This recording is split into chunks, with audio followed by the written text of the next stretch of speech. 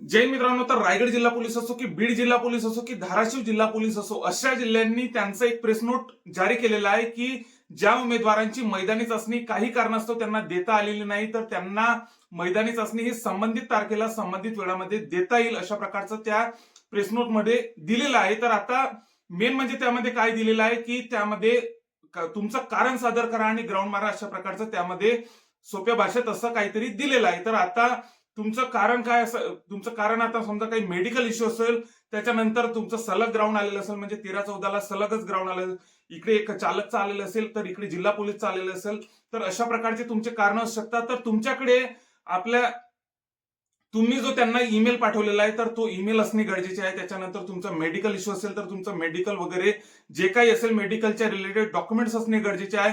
सोबतच आता तुमचं काही तिथून जर तुम्ही काही लिहून वगैरे आणलेलं असेल तर कुठं कुठं तुम्ही ड्रायव्हरचा आधी गेलेलं असेल, कुठं जिल्ह्याला आधी गेलेलं असेल, तिथून जर काहीतरी लिहून आणलेलं असेल तर ते तुमच्याकडे जे काही डॉक्युमेंट, जे काही कारणाचे डॉक्युमेंट्स असतील ते पूर्णचे पूर्ण डॉक्युमेंट्स तुमच्याकडे असणे गरजेचेच आहे.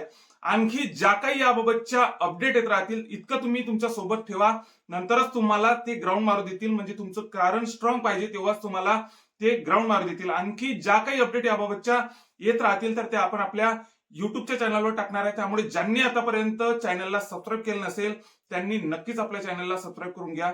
जय हिंद.